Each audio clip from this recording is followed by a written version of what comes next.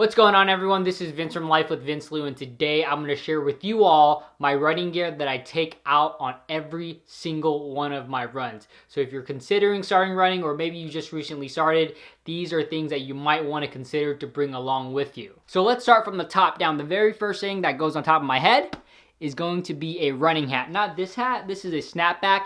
Snapbacks do not work well for running just because you can't wash them afterwards. But you want to get a running hat. This is from Nike. This is the Nike Tailwind, and it's sweat wicking, water resistant, and you can just toss it into the washer right after your run. Moving on to my very first layer that I wear is going to be my inside shirt. For my inside shirt, I usually like something that's sweat wicking, kind of like the dry fit material from Nike. This way it just soaks up the sweat a lot better, and then also it doesn't allow for much chafing. I've never had an issue because I wear the dry fit shirts. The second layer that I put on is going to be a light sweater. For the light sweater, I usually like to put this on just because I'm running pretty early in the morning, around 6:30 a.m. and it tends to be a little bit colder of where I am. So this is definitely optional depending on where you live, depending on your climate, and depending on if you're running in the morning, in the afternoon, or in the evening. Then I actually put on an additional layer because I am a pansy and I hate being cold. So I like an additional layer just for a little bit more insulation, just so it keeps me warmer during my runs. And also, if you notice, this jacket is actually water resistant. So if it's raining the day of, make sure you put on a water resistant jacket. Oh yeah, and make sure you get bright orange so that you let everyone else know that you're a serious runner. And I make sure to wear my Fitbit every single day, especially during my runs. It's just a good way for me to track how far I'm going, my pace, my heart rate, whether I need to speed up or I need to slow down. So I make sure to charge it every single night, because the worst thing is you're out there and it dies halfway through the run. And it doesn't even necessarily need to be a Fitbit. It can be an Apple Watch, it can be a smartwatch, but something to track your steps. If you don't have wrist material, then you can just use your phone. You can use an app like Strava or Nike, but something to track how far you're actually going. Moving on to the lower body, the first layer that I put on is going to be a pair of leggings. And I make sure to wear leggings each and every run that I go on, just because if I wear boxers, if you're a boxer guy, it's just not a fun time. And leggings will actually allow you to have a better range of motion. It's sweat wicking as well. And it allows you just to do this without anything chafing and anything hurting. Then I like to put on some sort of running pants. These are actually soccer pants, but they work just as well as long as they are that elastic material. If you're running in the daytime or even the nighttime, or personal preference really, you can run in shorts as well. It doesn't need to be anything too crazy. It doesn't even need to be running shorts. You can run in basketball shorts, but as long as something that is elastic, and definitely not cargo shorts or jeans. Moving on to my feet, I actually like to wear ankle socks, specifically the ones with a little bit of a rise, just because most of the surface that I run on is actually gravel, so it helps keep the rocks out of my sock, but also out of my shoe. Also, with the socks, I make sure to get a little bit of thickness, just because the thinner socks can lead to more blistering. For my shoes, I am actually currently right now wearing the Nike Trail Terra Tigers. When I was first wearing these, I really didn't like them all that much just because they were constricting my feet. But once I broke them in, so ran about 20 to 30 miles in them, they work perfectly just fine.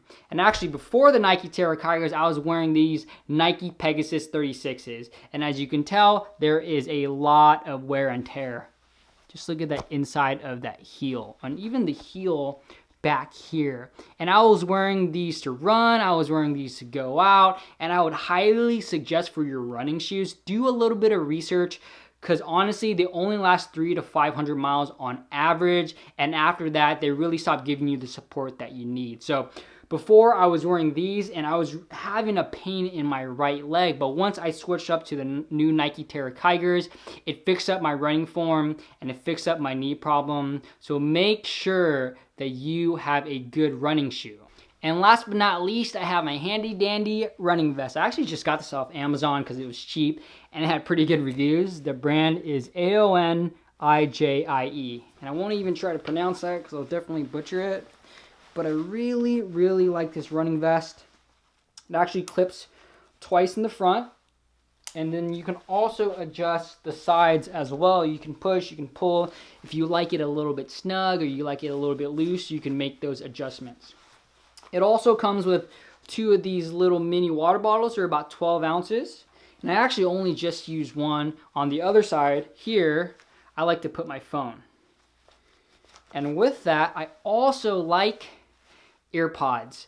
Previously, I was using the wire ones, and when I would run, it would really get in the way. So wireless is definitely the way to go.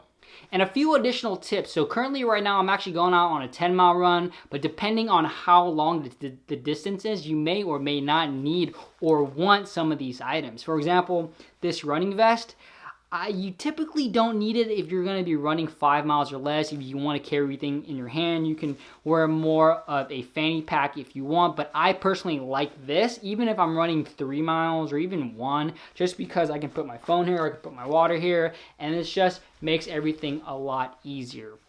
Also, most of the runs I'm doing right now is a 10-mile run, and I like to eat about 30 minutes to an hour before. I like to have a bagel and cream cheese, something around 300 to 400 calories, so that it can fuel me for my 10-mile run.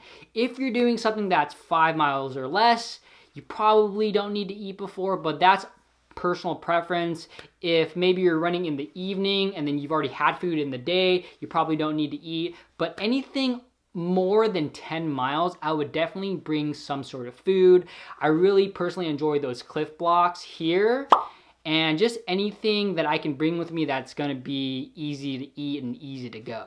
So thanks for watching. I hope you all enjoyed that video. Let me know in the comments below, did this video help you out? Maybe you're gonna pick up a vest. Let me know down below. Also, if you can give this video a thumbs up, I'd super appreciate it. If you haven't already subscribed to my channel, make sure you hit that subscribe button. Other than that, see y'all soon.